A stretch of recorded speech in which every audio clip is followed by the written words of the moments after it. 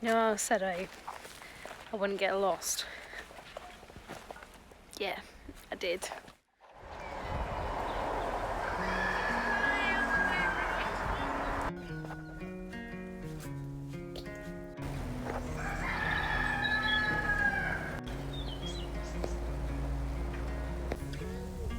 River flows one direction,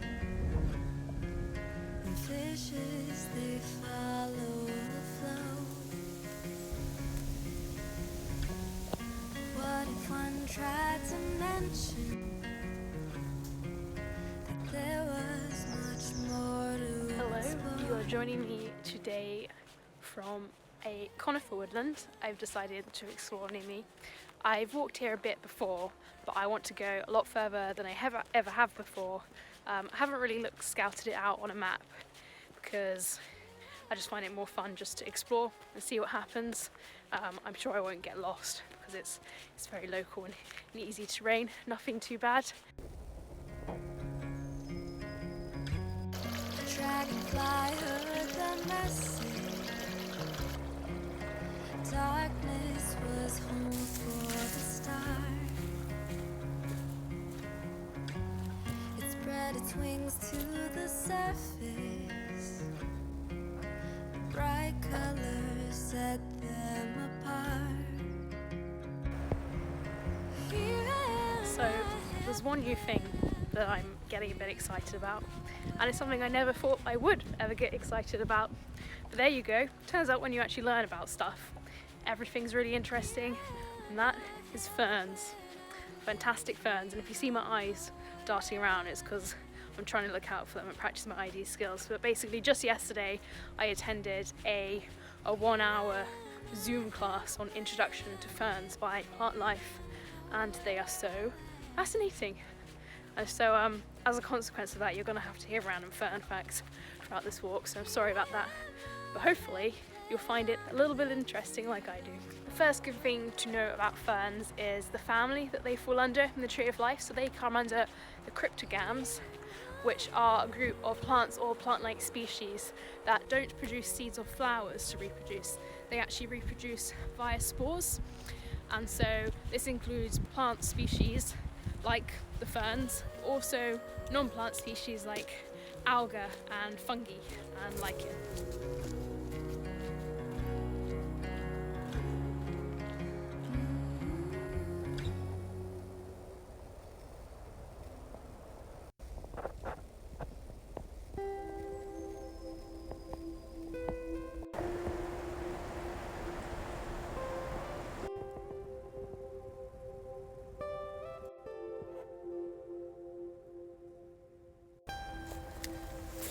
Another really cool fact I learned about ferns is that in the Victorian era they went absolutely fern crazy. So fern collecting was a really big thing. You get out, you get as many species as you could, and you put them display in your home. So wealthy people would particularly do this. It was actually terrible for ferns because it decimated whole habitats of them.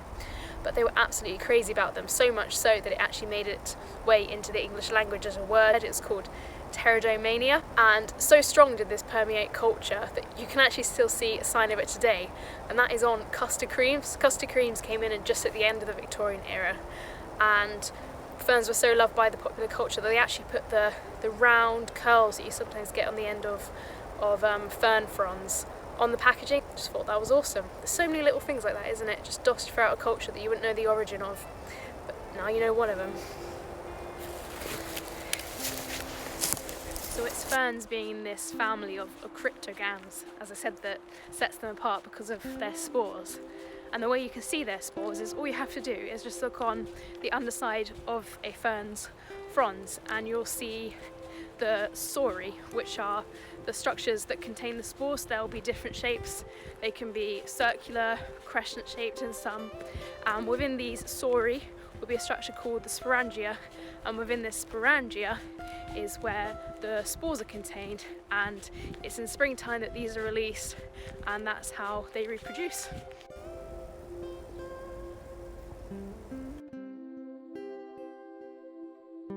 I found my first fern that I wanted to show you. So this one is called Polypody, really funky name, I know. It actually means many feet in Latin. And this is a pretty common woodland fern. If you're to go out in a woodland, this is generally always one of the ones you'll see. They can be found all across the UK, spare a few pockets. They're semi-evergreen and they really like damp, dark, shady conditions in woodlands, so you'll often find them at the base of trees, hidden in crevices, maybe even along fallen branches. If you look up, they might be along there.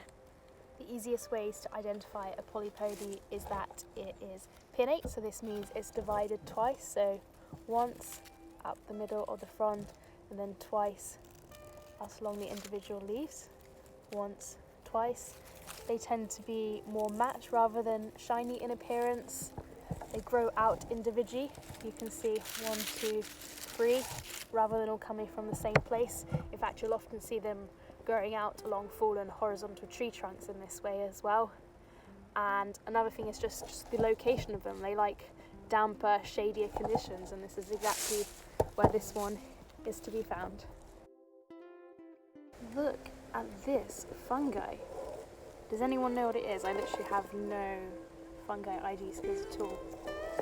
It looks almost like, granite rock. Look at the colours on the rings.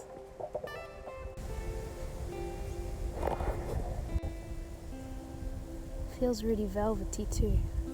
Really velvety.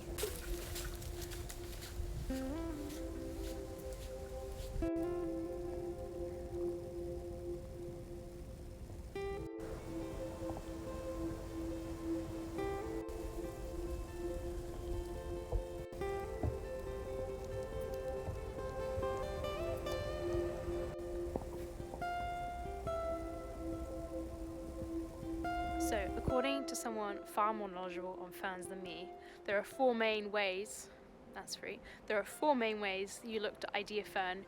You look at the frond shape, the growth pattern, other ID features like the spore shape, but the 4th and the most important thing, the one you want to look at first, is the number of divisions on the ferns. So I will show you this, but on the fronds themselves, they will either be undivided, so no divisions. They can be pinnate, which means there is 1 division. They can be bipinnate, which means there are 2 divisions, and tripinnate, which, yeah, you guessed it, 3 divisions. So one's down the middle, second out along these individual ones, and then 3rd time on the pinner. Kind of makes it look a bit feathery when it's divided 3 times. When it comes to fern shape, there are 3 main shapes that it classifies under. So you've got an open rosette, you've got a creeping rhizome, which is where they kind of grow in parallel lines and string up at various points, and then you've got a shuttlecock shape, which is named very aptly after a shuttlecock, so it kind of sprouts out like the top of a shuttlecock does. Here is your shuttlecock shape. You see what I mean? Exactly like a shuttlecock. This is a magnificent specimen.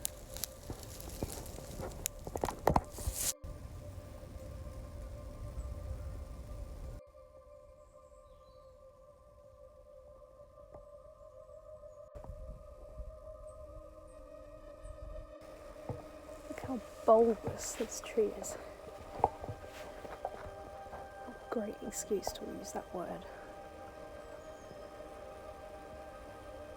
Bulbous.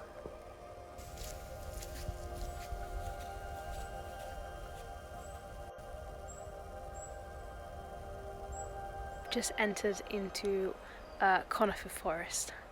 And wow, you know the smell of a conifer forest? It comes from the... So you know that smell they have? It's actually the fresh sap. Conifer forests have such a moody, dark atmosphere to them. It's because, they're evergreen, and the way their needles flay out, it means that it basically stops all light coming through down beyond the canopy. And it's the same like that all year round, unlike broadleaf, where they lose their leaves in winter and the light comes down. And so it creates a very homogeneous kind of light level and temperature on the forest floor. As we know, plants need light to grow, and there's not a whole lot of it on the forest floors in conifers, and so that's why you don't tend to see as many species in conifer forests as you do in broadleaf. You only really see ones that can do well in those lower light levels, so you get a lot of things like ferns.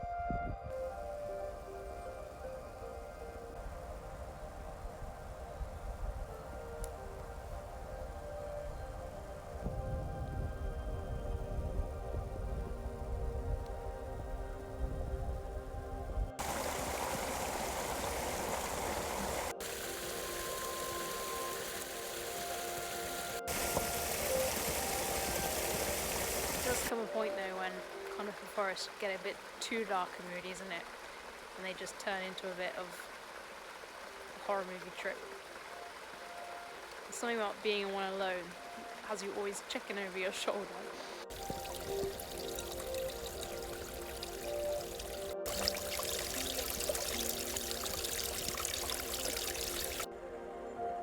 Baby forest.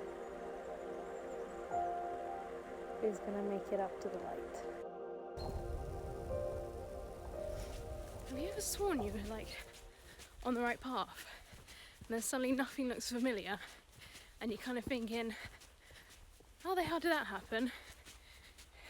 It's almost like someone's just suddenly cut out the piece of land in front of you and plonked a new bit down that you don't know. I don't think I know where I am. I could really do with knowing where I am. You know, I said I wouldn't get lost. I'm sure I won't get lost because it's very local and easy terrain. Yeah, I did. I decided to explore a path a bit because it always feels a lot more exciting. And I kind of have lost the path. I can't say I'm bushwhacking because it's really not that severe, but I am trying to make my way a bit on my own. I'm following a slight path, but I'm not sure it's a human-made one. I think it might be more of an animal highway. I keep snagging myself and all sorts.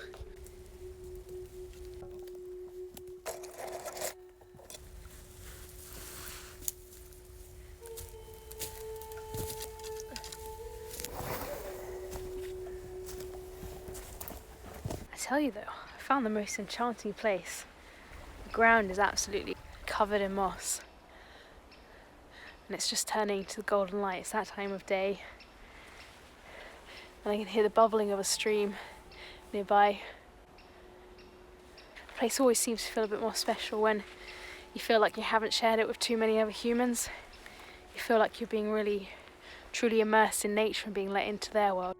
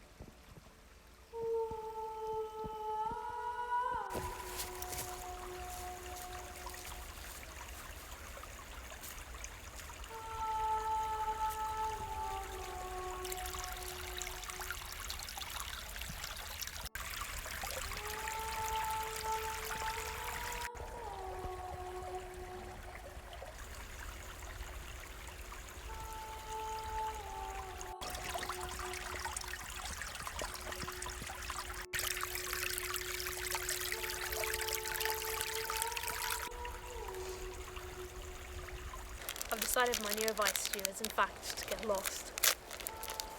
I feel like I found the most magical place. Seems only fitting that I have a snack. To toast. To getting lost into new places and good food.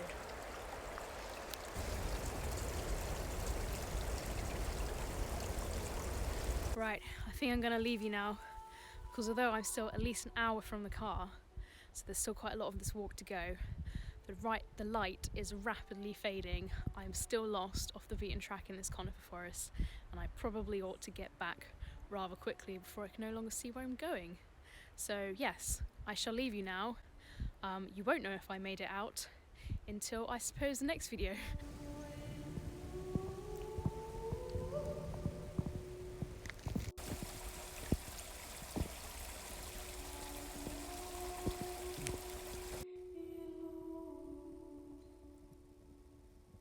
So you know how I said I was just gonna go and find my way? Well, I brought you back out again, so I'm getting a little bit nervous. Don't really know where I am.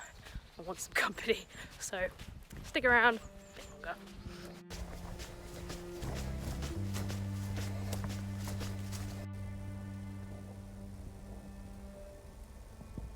Yeah, I've definitely never been here before.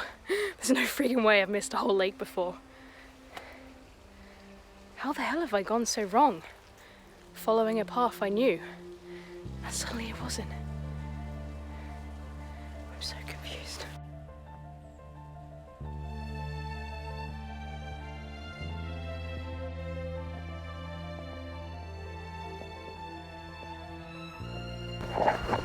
Following the light, in the hope it will guide me home. New building.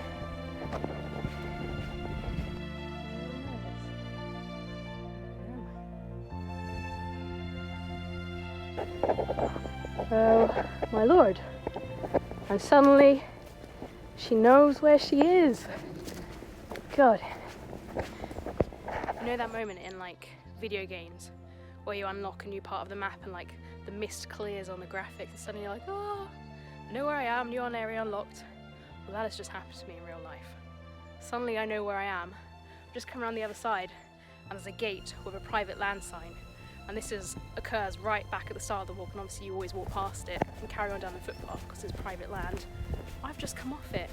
If that was your land, I'm so sorry. I have no idea how I got on it. Won't do that again. And once again I can enjoy Golden Light for the beauty that it is, rather than panicking. The actual message it provides is that I'm drastically running out of light and I'm still lost. It is lovely to be found. Okay, now you really can go. I really am okay now. I know I'm way home, not too far. I'll see you in the next one. Bye.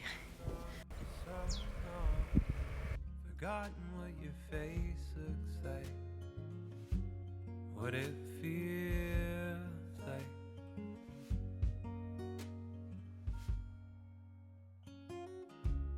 Your words still seared into my ears from a long-awaited too-short phone call. I'll see you soon. I'll feel you.